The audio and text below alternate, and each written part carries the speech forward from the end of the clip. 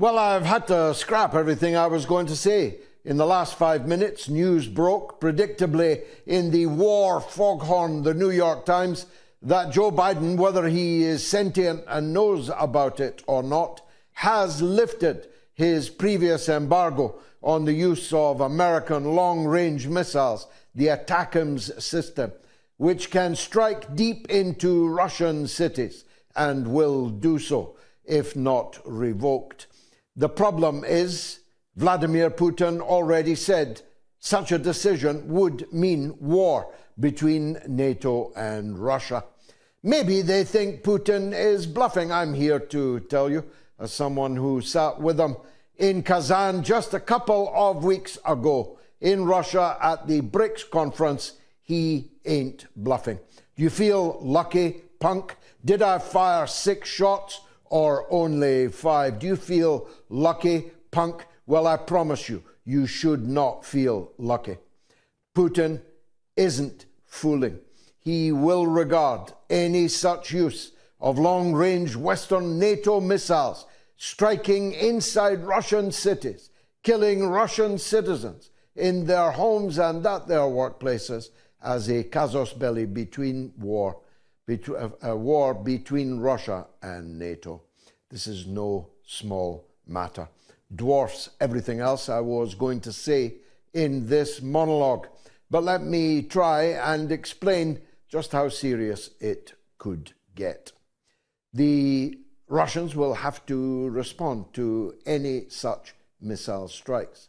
They have bombed everything that can be bombed in Ukraine without turning on the civilian population, which they have no intention of doing, figuring that this would only rally the people of Ukraine behind their regime just at a point when the people are turning against Zelensky in a very formidable way, but also because they regard the Ukrainian people as part of them, as indeed they have been for many centuries. This mere interregnum of Kiev defying Moscow is, of course, an anti-historical phenomenon. The Collins Dictionary, the Oxford Dictionary, in 1945 described Ukraine as the borderlands of Russia. That's how the Russians see it. They don't want to bomb the civilians, so they are bombing the civilian and military infrastructure, but they're running out of targets. How then are they going to respond to these long-range missiles? Well, I think I can tell you without betraying any confidences that they will strike NATO assets, and very, very powerfully indeed. The presidency of Donald Trump, therefore, might not come soon enough. It's clear that Biden, or whoever is working him in his wheelchair, whoever is working the buttons at the bottom of his bed, has started World War III. Because once conflict, direct conflict, between Russia and NATO begins, no one can tell where it's going to stop. As I have explained to you many times, but it bears repetition, alas. As soon as one side or the other begins to achieve dominance and ascendancy, the ineluctable temptation to up the ante, to up the caliber of the weapons will begin. And when that begins, it could accelerate very quickly indeed. It's my guess that if these weapons are used, that Putin will use a tactical battlefield nuclear weapon against the forces of Kiev, forcing NATO to make the decision as to whether to reciprocate. And if they reciprocate, we are into World War III and a nuclear war, a war which could bring about the end of all of us and rendering otiose every subject that we are going to discuss this evening. The clean sweep of Donald Trump, presidency, Senate, House of Representatives, the biggest vote ever recorded by a Republican presidential candidate, a very clear, nearly 4 million strong majority in the popular vote, It is a clean sweep, but what is Trump going to do with it? Is he going to sweep away the trash, or is he going to put some of that trash under his own rug? Perhaps even seat some of that trash around his own cabinet table. Is he the candidate to end the wars? Is he going to be too late to end the war with Russia? Is he going to start new wars? Is he going to double down on the wars that we are already fighting? One thing is for sure. The British will be encouraging the Americans to do just that. It's hard to understand, if you live in Britain, how rabid a dog the British state has become, perhaps always was. The British state, which has a total armed forces, who could comfortably fit into a mid-table English Premiership football stadium, is rabid for war with Russia, for peculiar historical reasons that predate Putin, predate the communists, and go back into the middle of the 19th century at least. The British hate the Russians and are salivating for war. The impeccable, unimpeachable, peerless grey zone broke a story today by Kit Clarenberg about a secret military political cell operating within the British government, planning a Gladio-style stay-back to keep Ukraine fighting. The British are behind every dirty trick that has been played in Ukraine over this last decade, since the 2014 coup against the legitimate government of that country. And they're still at it. And when they have to be pushed off the books, they form limited companies in order to do it. And they receive tens of millions of British taxpayers' pounds given to them gratis as a grant to continue their efforts to sustain support for the war, consent to the war here at home by setting up their own propaganda, but more importantly, by attacking the propaganda that they believe is stopping them from winning the consent of the British people. As prices rise, as the economy sinks, as the sanctions on Russia demonstrably not only don't work, but are in fact a boomerang, cutting a swathe through Western economies, well, they must smear and label the people that they think are capturing the public's attention, as if the public were idiots and didn't notice the rise and rise of everything except their standard of living. The British have been aching to fire their Storm Shadow long-range missiles into Russian cities. They've wanted to do it for a very long time. It's been more than 100 years since the British armed forces were able to invade Russia and occupy Russian cities. More than 100 years since the war of intervention, in which we had 100,000 British soldiers occupying Russia on behalf of the white cause to try and reverse the Russian Revolution. They've waited more than a century for this. And in the Department of Defense here in London, they are no doubt breaking open the champagne at Joe Biden's decision tonight. It was brought to us sotto voce in the New York Times, as such matters usually are. Certainly Joe Biden is in no position to come to the podium and announce it himself. The last time he was seen, he was unable to scratch his arse unaided. So the New York Times has delivered the blow. Well, in the Kremlin, they won't be breaking open the champagne, but they will definitely be unrolling the mats. They will definitely be moving to Plan B. The Israelis are already on Plan B. The slaughter in the Lebanon today is almost beyond belief. Mar Elias is the equivalent of London's Oxford Street, and it was bombed twice today by Israel. Residential buildings were collapsed. Everyone inside them was killed. In Gaza, another residential building was collapsed, and 72 civilians were killed in it. I mention it because you will not have heard of it unless you are on social media. You will only hear of it here on the mother of all talk shows. And some fools wonder why soft power for Western countries is a thing of the dim and distant past. Some fools can't understand that the rest of the world can see what we are doing and can see that we're not even reporting it, never mind condemning it. We are deliberately denying our own citizens the pictures of it. Look at the BBC News website.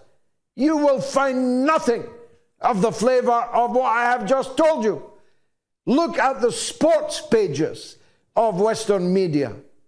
See if it tells you about Celine Haidar, a star international women's footballer, an international footballer of great note, who was cut down by an Israeli bomb this very day and is right now fighting for her life in a critical condition.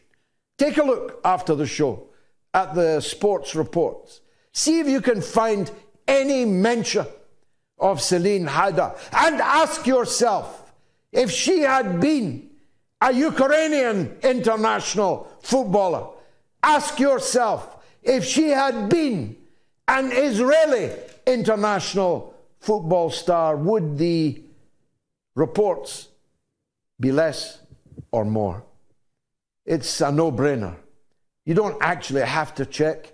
You can take it from me that this slaughter, these civilian casualties, are all as roundly ignored as the last residential building that was collapsed, as the last bunch of tents that were set on fire. Well, you know, in a way, as someone who hates everything about what this British state does in the world, in a way I should be relaxed about it, because it's going to make us even more hated than we already are. But my problem is, I don't want the British people to be hated, because I am one of them. I am of them. They are of me. And I feel the same for our friends in America, where a vast audience for this show is currently watching and will watch in the hours to come. I don't want people hating you, because if they hate you, they may try to hurt you. Definitely they will try to avoid you, to shun you, to ostracize you. I don't want that. And so I must lament. But I'm not going to keep quiet about what Joe Biden has just decided and about what Keir Starmer will be deciding in the next hours. The main enemy for me is not Russia, you see. The main enemy for me is not North Korea, you see. By the way, whatever happened to those North Korean soldiers that were sent to Ukraine? What happened to the North Korean forces that were operating in Kursk? Anybody seen them yet? Or was that just another big lie? The main enemy for me is not China. It's not Iran. The main enemy for me is at home. The main enemy for me is my own government and the deep state to which it is beholden.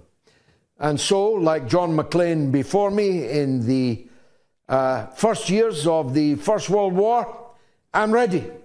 If you want to take me in irons, take me. But if you don't take me, and even if you do, be sure that I will oppose your war with every breath that God has given me. Be sure that I will indeed incite them to disaffection. Be sure that I will indeed strive might and main, for as long as I shall live, against your unjust wars, against your criminal acts, and against the crimes that you commission for others to carry out. This leaves me only time to deal with some of Starmer's domestic enemies. For me, these things are all of a piece. The reason the British government has to steal the coal from our old age pensioners and let them shiver through what's going to be an exceptionally cold winter is because they want to use the money for war and weapons of war, because they want to use the money for perfidious purposes. The reason that the so-called Labour government had to steal the bus passes of our old age pensioners and increase the price of them by fully 1/3 and more. The reason that this so-called Labour government has decided to keep the 2-child cap on child benefit, plunging still more of our 4 million children officially living in poverty into penury once more. The reason why this so-called Labour government has to look for ways to increase the pain and austerity suffered by the mass of the working people in this country is to provide money for weapons and war. Usually they pick on, metaphorically speaking, the cripples, the people who can't get up to stand up and fight back. But this time, they may have picked the wrong adversary. Even before they did so, me and my party, the Workers' Party of Britain, stood full 4 square behind Britain's farmers. We believe in farming. We believe that no farmers, no food is a perfect slogan. We believe that Britain's traditional pattern of farming, with farms handed from father to son as they were in turn passed from grandfather to father, is a good way of running our land resource. We believe the worst possible way of running our land and our food security is to hand it over to BlackRock and to Bill Gates. Because that's what will happen if Keir Starmer's attack on the farmers comes to fruition. If it were to fructify, the family farm would be a thing of the past, something to be glimpsed in a museum. The families could not, would not pay the inheritance tax on the death of a working farmer, could not or would not pay the tax, but Bill Gates would. BlackRock would. They're acquiring farmland in every country in the world. And so it's because we believe in Britain, because we believe in the British people, because we believe in our traditions, that we stand with the farmers, and that the first guest on the show this evening is Captain Jamie Blackett, one of those aforementioned farmers. Stay tuned. I'll be right back.